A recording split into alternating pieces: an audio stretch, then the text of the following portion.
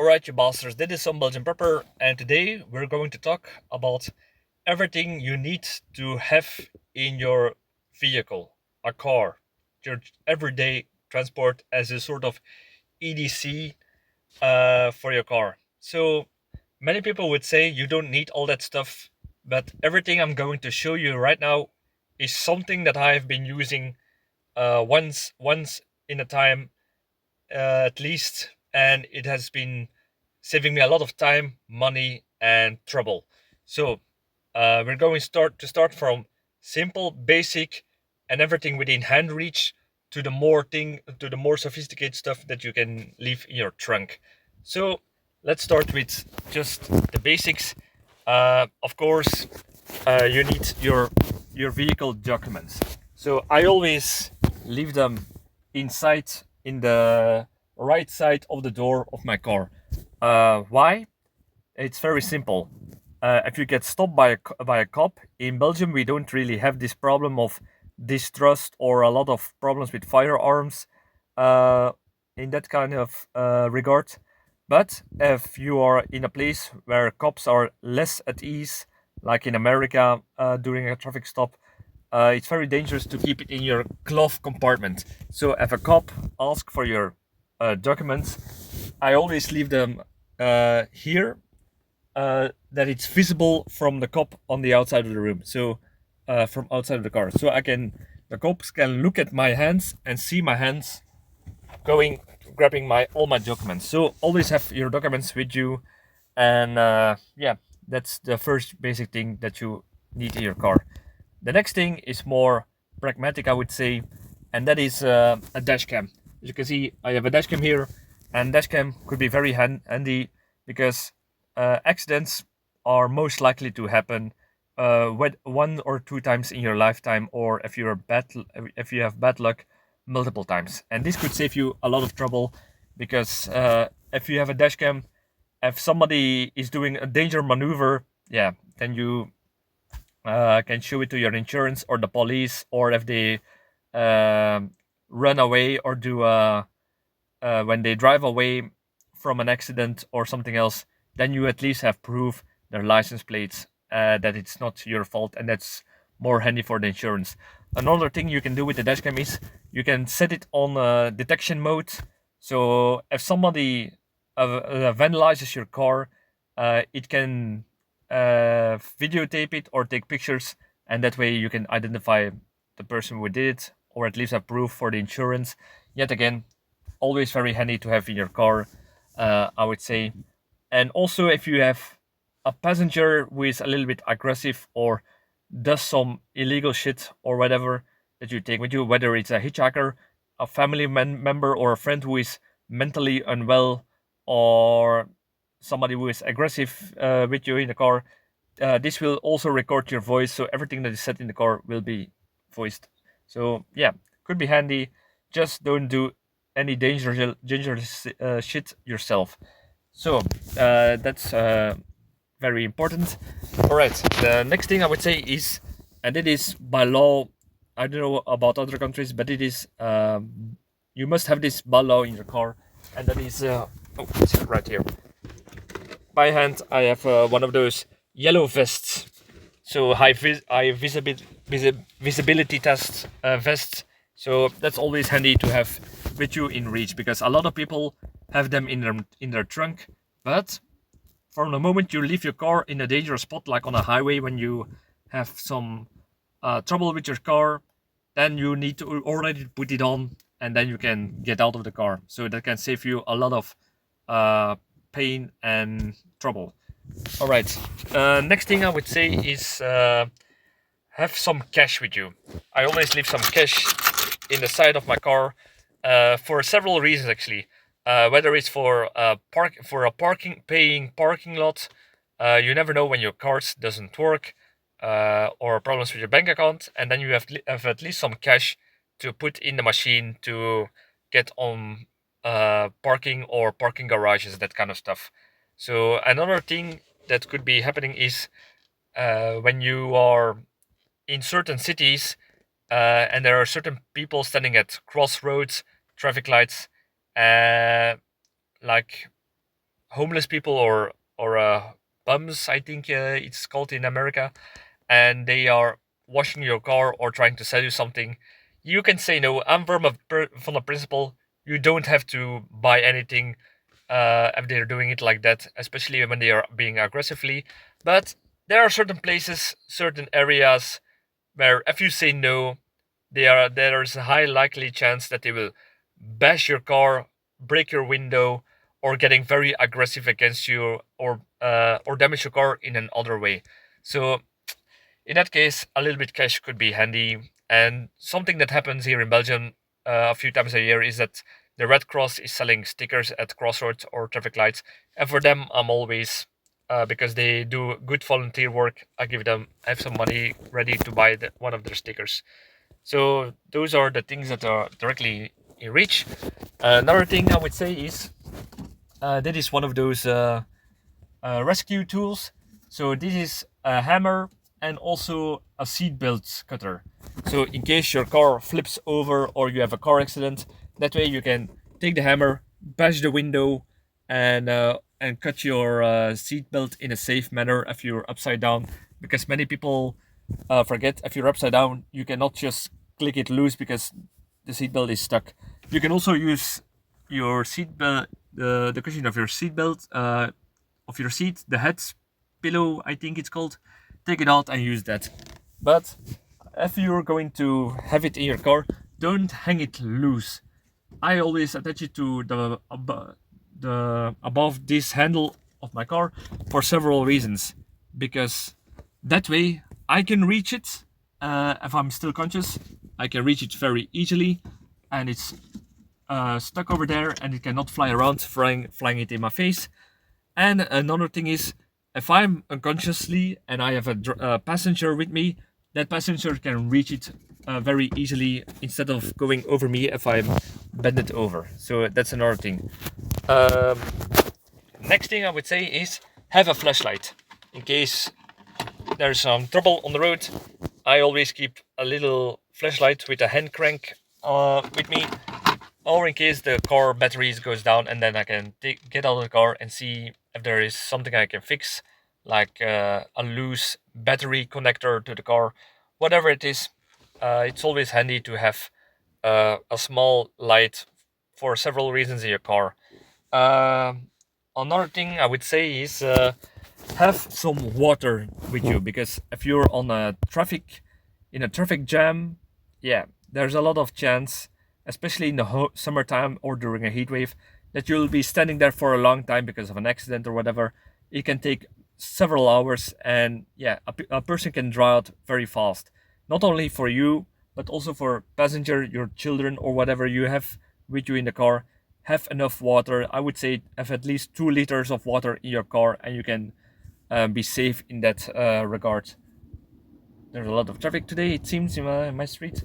Another thing that could be handy, and it's personally not for me, but I know some people could have that problem, and that is have a little snack in your car.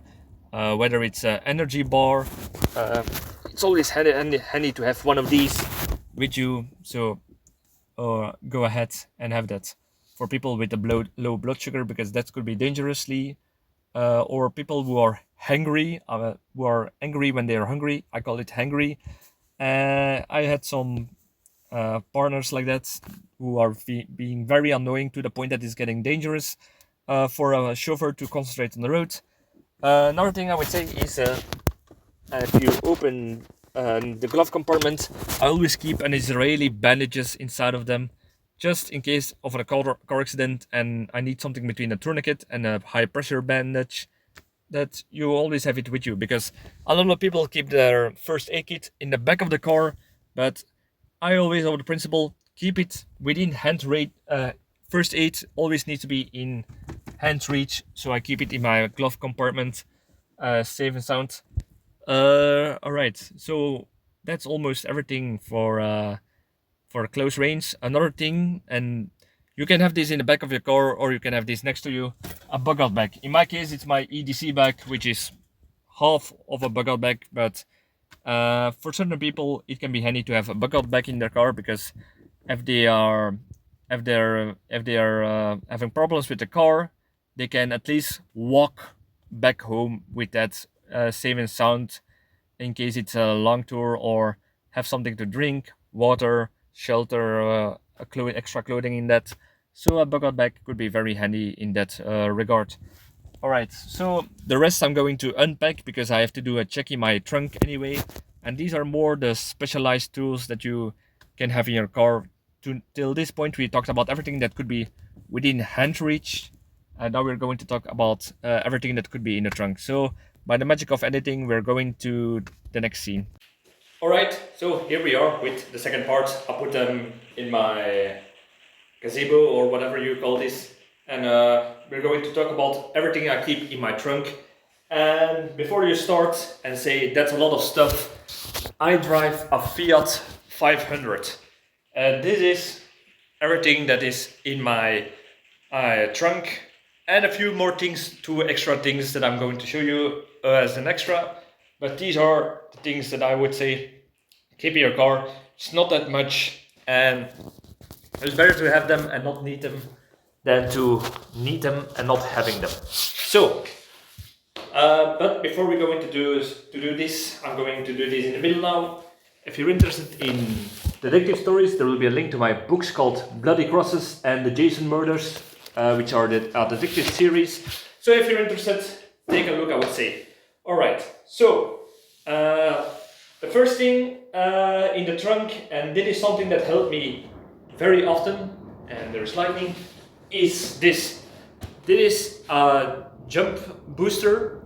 So in case you have a battery that is down or not powerful enough because of winter, a bad battery, or you use too much electricity, like you left the lamp on or let the radio play, or you have an electrical leak, whatever it is, this is a very handy thing to have in your car. It helped me the last few weeks because I had a bad battery and I had to wait till a new one got in. So yeah, it helped me a lot. And not only that, if you want to help somebody who has a flat battery, you can take this out of the car and walk towards it.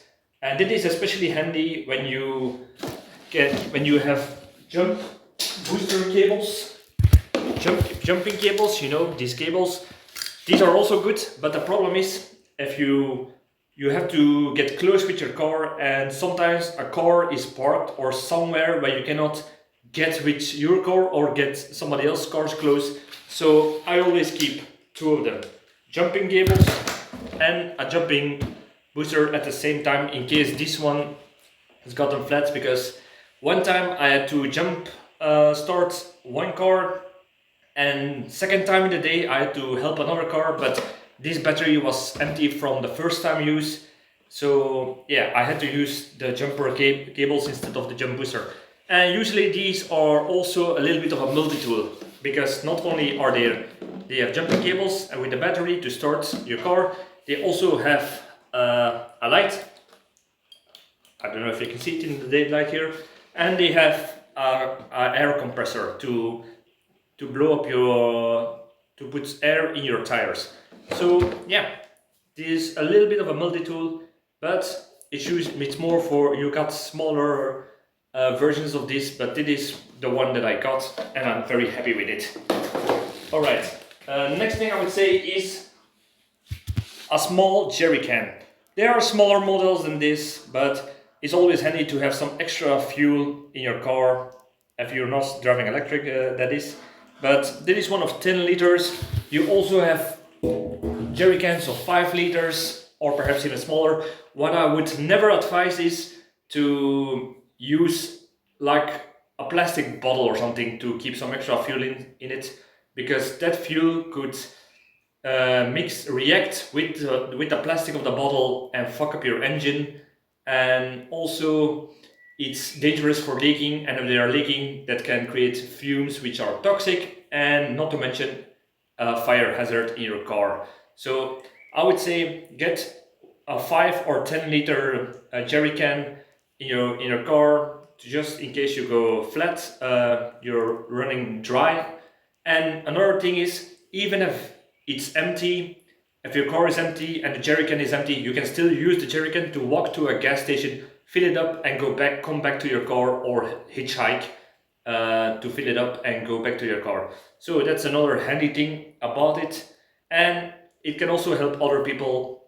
I had it 2 times that I see a person who tried to reach a gas station, couldn't make it, so I gave them some of my fuel, and yeah, they could reach the station. It's just called helping people. Another thing, you need to make sure if you're going to use a jerrycan that you have a good way to put the fuel in. You can either use one of those how do you say this, nozzles that you can put up, and I would always advise to get the metal one. Why? Because certain cars have now a safety device to prevent gasoline from being stolen by putting something between them. So if you don't have a hard metal nozzle, it's because I had this problem with a friend. We tried to fill up his car, but the nozzle was not hard enough or strong enough to penetrate the anti-theft plate inside of the fuel tank. So yeah, you need to watch out for that. Or you can use one of those funnels that you can put in the car, whatever it is. Make sure that there is a towel in the car or a plastic bag to keep it in, so it will not smell up your whole car, or you can at least clean it after use and not put it back in the truck. Alright, next thing I would say is a woolen blanket. That is perhaps looks a little bit heavy. It's a woolen blanket, 100% wool, for several reasons, and I keep saying this in my channel. A wool is one of the best materials because even when it's soaking wet, it retains 80% of its insulation value. It's very durable and it will keep you very warm for a long time, and it also has an exothermic reaction. Okay, so the reason why a woolen blanket will be handy in your car is in case you have to stay the night in your car. Of course, you can have a sleeping bag, but the problem with sleeping bags in your car is you're already in a closed system, in a closed space, and then you're going to put yourself in a closed bag. Problem with that is if you're going to sweat, you will get wet, and when you get wet and it's cold, you don't want to be sleeping in that. So the woolen blanket allows you to stay hot, take up moisture from you, and evaporate the moisture from whatever is keeping you warm. So it's in case you have to stay the night in your car because it's broken down. Perhaps you're in the middle of nowhere, you're waiting for someone and you need to take a nap. You're tired during driving, you need to take a nap. So this could be handy. Or you're in a traffic jam during a snowstorm, or you're snowed in with your car. Woolen blanket could be so helpful in that regard. Alright, and also a woolen blanket can be used as an improvised raincoat in case you need to leave your car. You can also use a regular raincoat in your car, but in this case that raincoat is usually in my bug-out bag. But if you don't have it, a woolen blanket could be having a same purpose on that. Next thing I would say is a basic toolkit. Just basic tools in case your car breaks down, and sometimes it needs just some simple repair items to start it up. Whether it's a loose contact of a battery, whether it's one of the pipes has come loose and you need to tie it up, that kind of stuff, or something has gotten loose and needs to be make stuck again, or tightening it up with screwdrivers, wrenches, that kind of stuff. Also keep insulation tape with your repair kit, because if there is a leakage in one of your fuel nozzles, or whatever it's called in English, you can tape it off with insulation tape and reach the garage for repairs, or to get home at least.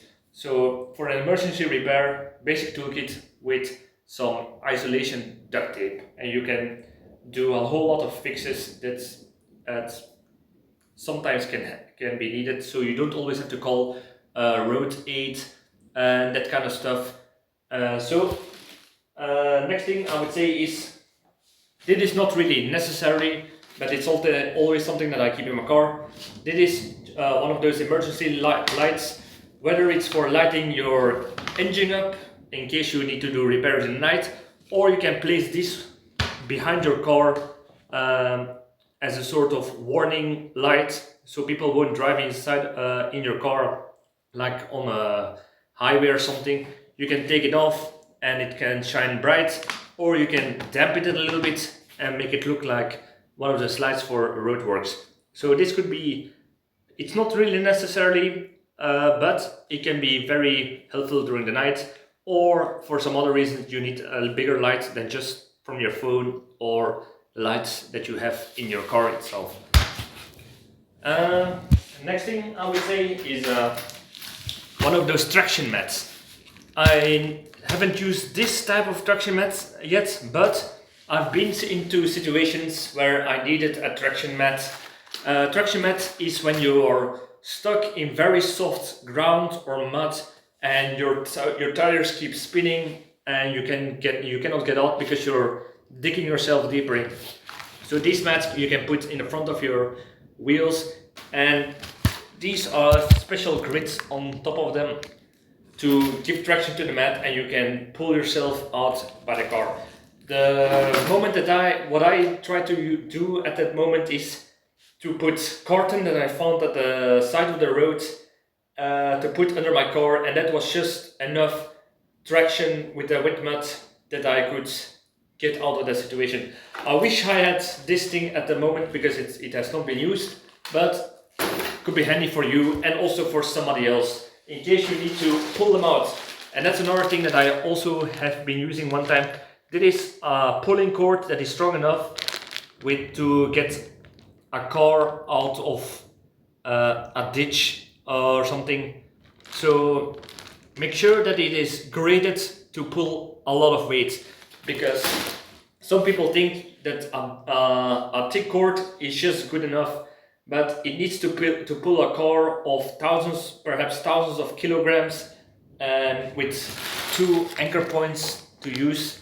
So one time I've been also stuck in the mud and I did not have anything for traction, and one of my family members passed by some luck, and I put them on my, how do you call this, the hook on my car, and they could have pulled me out. So at one time my brother's car also got stuck in a ditch, and my Fiat 500 has managed to pull it out in just exactly the same way. So it's not only for you, but also for helping others, and it could be handy. And you also don't always need a winch, because I don't have that on my car, but make sure that it is graded to pull the weight of your car at least. Talking about another thing, this is one of those jack, how do you call it? A jack, I think it's called in English. It is one of those things that you can lift a car in case you want to change a tire of your car. And it is very handy, and I will assure you, do not only think that you can put it anywhere, make sure you know where to put it. Otherwise you will break the carrossery or parts of your car if you don't put it at the right spot, at the right depth, at the right angles. So yeah, make sure that you know where to use it, and not only having it. So together with that, I cannot show you now, but beneath my trunk I have a space for a spare tire, and that is together with one of those tire irons. And together with this, you can change one tire if one of your tires have been popped or leaking. So that could be handy. If you think you can manage it, also or you can use it instead of changing a spare tire, use one of those tire repair kits. You need to know how to use this to put the glue on top of the corkscrew and drive it in, not too deep, not too wide, that kind of stuff. So you need to know how to use it and to see if the glue has not been expired or has been stored in the right way. So perhaps a spare tire is much better than that. But it's just a suggestion I can make. I can live with what I got in my car now. so that's not a problem. That is not my first aid kit. It is partially my first aid kit because by law in Belgium we need to have a first aid kit in the back of a car. But like I said, I got a first aid kit in my bug-out bag, my EDC bag, and also in my glove compartment. So that is more like small things that you perhaps need. This is not only a first aid kit, but also things like a small game in case you need to wait for someone longer, toothbrush, so toilet paper. We're going to talk about toilet paper within a minute because that could be needed. Some things to help you eat, some ways to flush your eyes in case you do some repairs, that kind of stuff. So just things that you might need: soap to wash your hands in case you get dirty or something from working with your car or do something else. So yeah, I would say it could be handy to have a small kit with some things that you might need in case you go to a party, you need to brush your teeth, some perfume perhaps, toilet paper. And talking about toilet paper, not only toilet paper can be needed to take a shit down the side of the road, but sometimes you cannot do that. In case of number 2, you don't have a choice. But in case of number 1, it can be a little bit hairy when you're in a situation where you're more in like a city type of scenario. You're in a traffic jam or you're in a city and you can't find a public toilet and you cannot park your car anywhere because you really need to take a piss, which can happen with me. So that's why you can have one of those portable toilets. You can open this up. And it is one of those universal bed, it's like a bedpan. It's for man and female, and if you really need to take a piss, you can really open it up, close it off and pour it down. If you're in a traffic jam or in a city and you really need to take a piss but you cannot stop the car or do your thing outside because of law, because it can... some friends of mine had to pay fine because they really need to take a piss and the police saw them doing that. So in that case, this can be a very handy emergency thing to have. This one I never used, but I have been on points that I wished I had this thing earlier in my car, and that's also the reason why you need some of your the toilet paper. Next thing I would say is, I know that I had an air compressor in my jump booster, but if the battery is down, you're fucked, and that's the reason why I always keep a foot pump that is manual to blow up to put air in my tire. I have been using this a few times because the battery of the jump booster was too low power to do that, and in that case I could use this manual hand foot pump. Next thing I would say is a danger triangle. We all know if you are broken down with your car, you need to put a light reflecting danger trial behind your car. That is by law, in Belgium you have to have one of these in your car, so also it doesn't take much room. Next thing I would say is a shovel. I use one of those trench tools. I prefer it that way. You can fold it up and it will not take room. When you fold it up, it is a sturdy shovel. And this has several uses. I made a whole video about 17 uses for a trench tool. The first thing is, if you get stuck with your car in soft ground and mud, you can take some harder ground and shovel it, or you can shovel it out, or you can dig out snow or whatever you need to do it.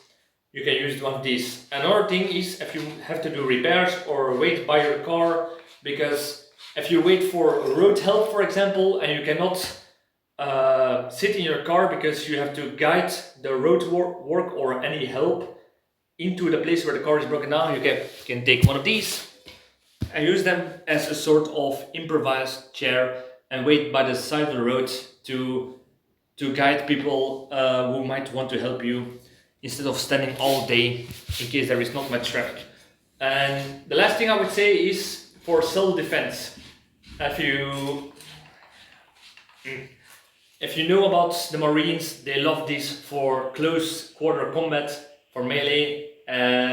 This thing, if somebody is aggressive, road rage incident, and they threaten to use violence on you by getting a club, a knife, or whatever, you can legally have this in your car, take it out, fold it open in just a few seconds, and then you have a weapon to defend yourself or your family and your kids or somebody else, because it can also happen that somebody else is being attacked, and some people choose to drive over an attacker with their car to protect third parties who are aggressors, perhaps even terrorists, whatever.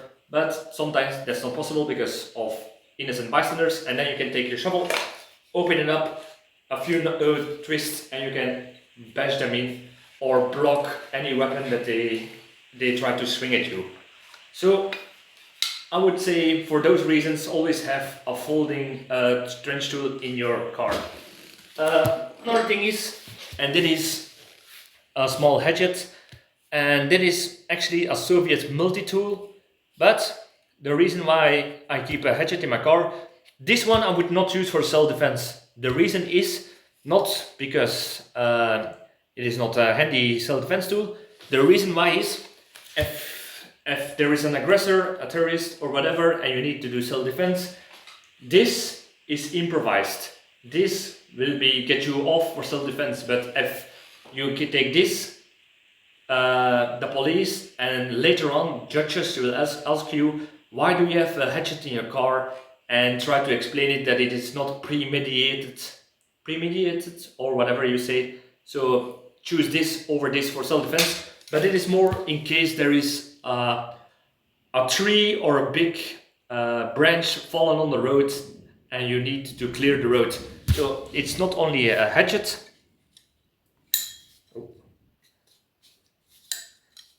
Oh shit. It's a little bit old. It's also a saw that you can put on. Click it on. Yeah, it's Soviet, so it's a little bit old. And now it's a saw together. It's also a hammer and a wire cutter at the same time.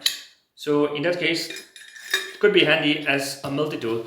And the reason why I keep saying multi-tool is, if you only keep a hatchet in your trunk, police can do like a search or a checkpoint and look into your trunk. They can consider this as a weapon. But because it's a multi-tool, then it's less likely to be classified as that. So that could be very handy to as a way of an excuse or of having this instead of having a real hatchet that could get you into legal troubles. And of course, a fire blanket.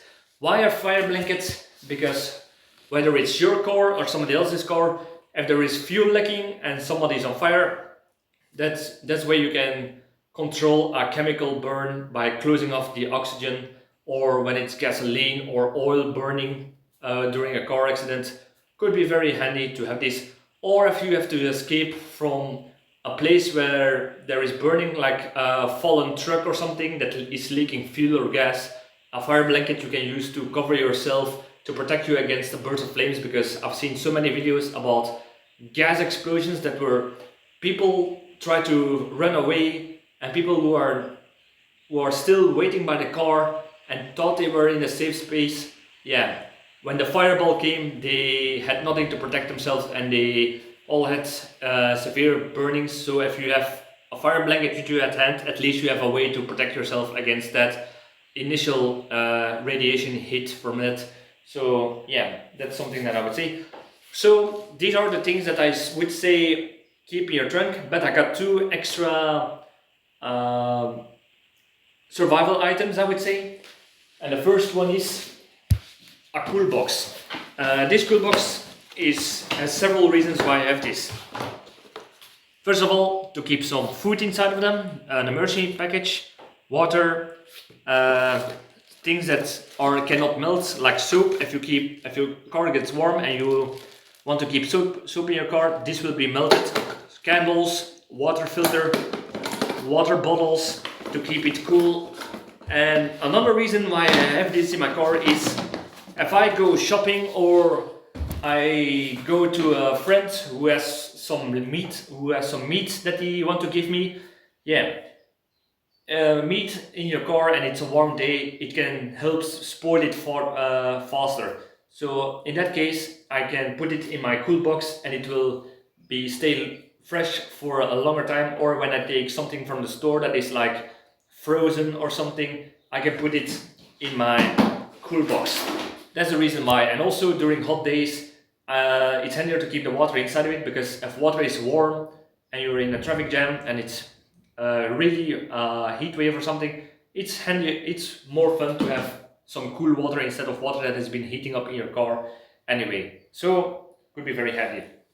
And it is the last thing, not necessarily, but it's something that I actually have been using a few times, and it is my CBRN protection against chemical, radiological, biological, and nuclear protection. It's a gas mask and one of the most simple CBRN suits. So it's one of those simple suits that you can put on. And why do I have this? In case of a chemical disaster, that I can get out of the danger zone and put this on, or in case the wind is turning in that case. And a few times, for when there was a large fire nearby, you sit in your car, the smoke is coming your way, you're in a traffic jam, and yeah, putting on something to protect your breathing could be very helpful in that. And the reason why also I've used this the most is sometimes during my job there are some rare moments where we need to use breathing protection, but to my opinion, at my work, the breathing protection for sawdust and chemical uses are not adequate. So I prefer to use my personal stuff that I know that is working fine instead of using the cheap ones.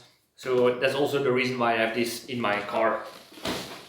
Alright, the last thing I would say to keep in your car, but I forgot to take it out, is the manual of your car. So every car has a manual, and I would say keep it in your car in case there is something, if it's broken down. You can follow steps, or in case for maintenance, or in case you want to repair something yourself, you can follow the step plan and see how to do it, why, and all this kind of stuff. So keep it in your car and you will be safe for a long time. I know this looks like a little bit much, but like I said, it's better to have it and not need it than need it and not have it. All the stuff you see are almost everything I have used at least once, and it saved me a lot of time and money, and I could not only help myself but also help others. And also, if you're working with friends, doing some odd job at their place and they need certain tools, you always have certain tools and ways to protect yourself with you, so could be very handy. I think I'm ready here, so I'm going to leave you. If you got any more suggestions that I perhaps forgotten, leave it in the comments. Like, subscribe, all the good stuff, and see you next video. Cheers!